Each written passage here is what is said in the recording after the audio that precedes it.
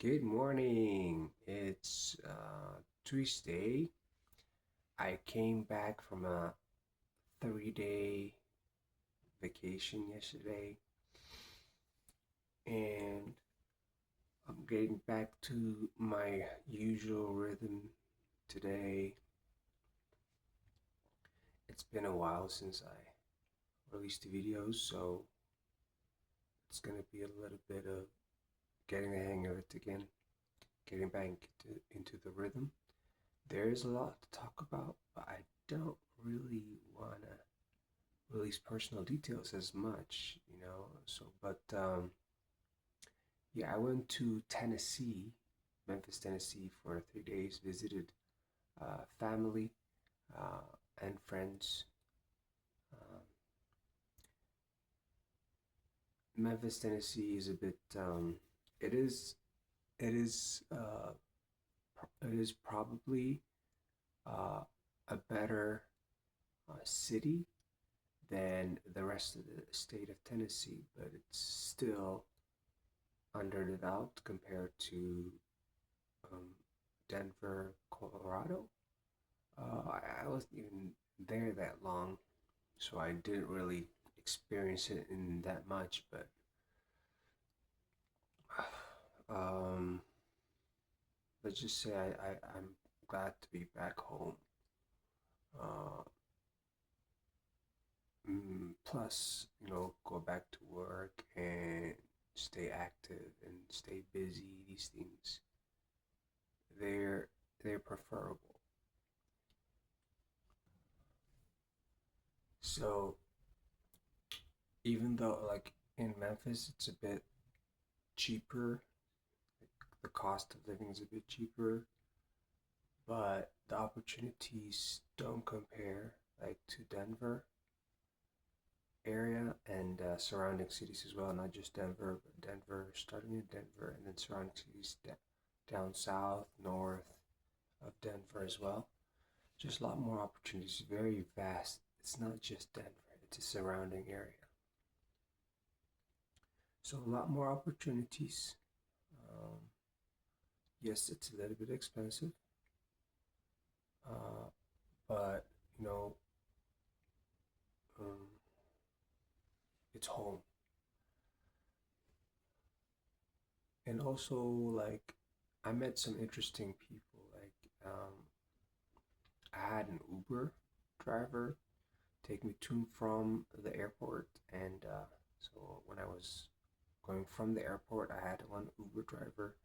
Very interesting guy, a local, and he was very, very involved. He had a real estate business. He was renting out five different locations, homes, and he fixed cars all his life. So he was buying and selling cars, very cheap cars. People there, I bought my car, first car, way too expensive. Like it was not here, but it was. I bought my first car around Seattle area from the dealership for like 6 or 7 thousand, 2008 Honda Accord. Um, Over there, it's a bit cheaper to buy things. I don't know, like it just and the one that I have right, the van that I have right now paid 16,000 for it. Um, I had 100,000 miles at the time. Now it's a bit more. 2017. I know, like you can probably find a cheaper van. I can still like find a cheaper van right now. And I just bought a second van, which I bought it for more than $4,000, but it's over 200 miles, 200,000 miles. So that one I think is not a good purchase because it's got engine problems, got engine light problems, and I can't really pass the emission test and drive it around without the engine light on. I bought it from Facebook Marketplace. It was a terrible purchase decision.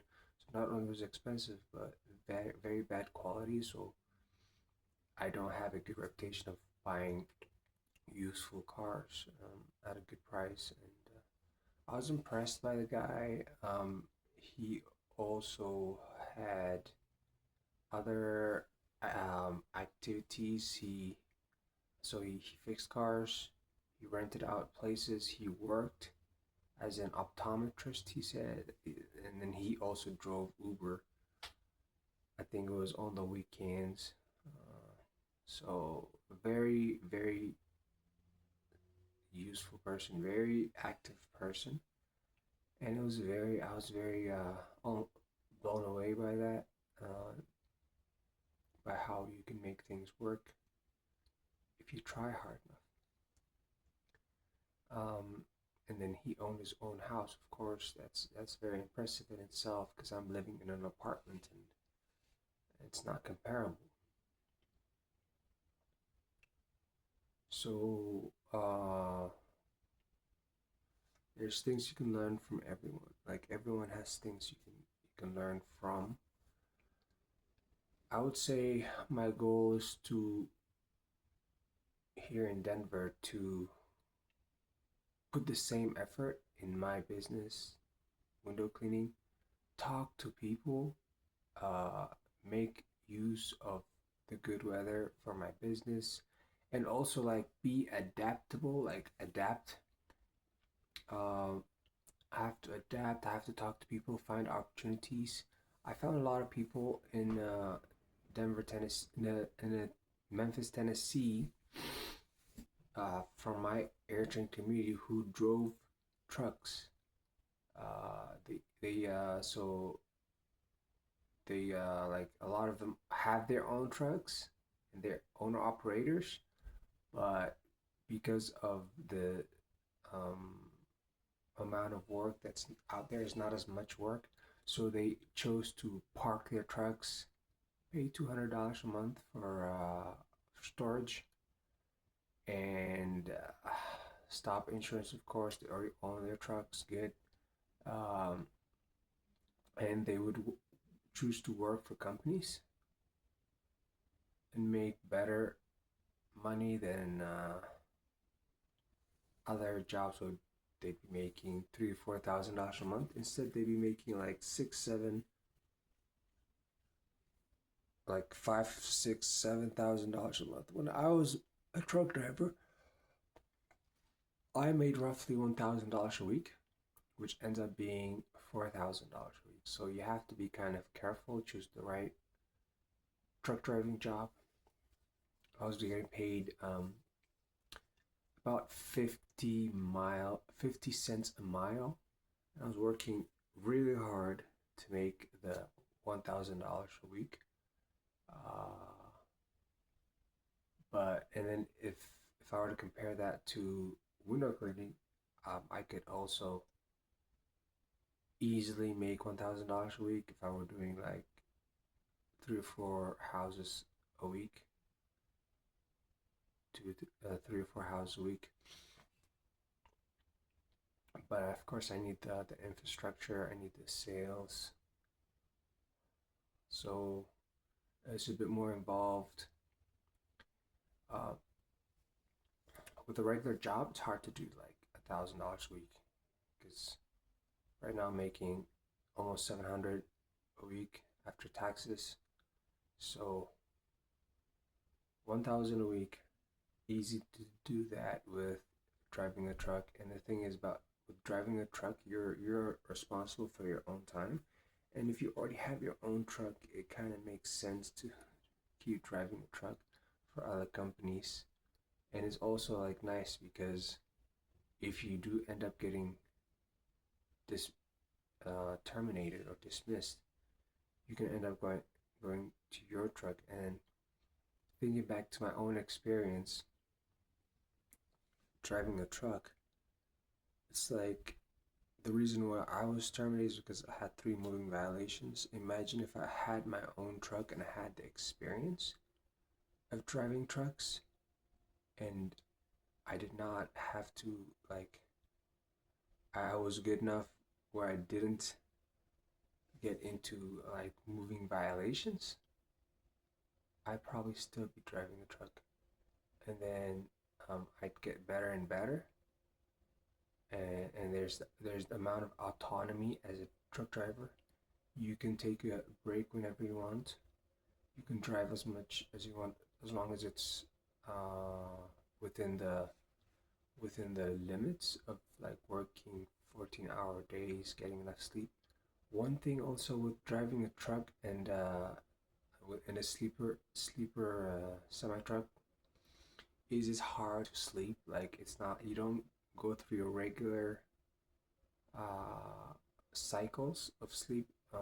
Right now, like I before bed, I take a hot shower,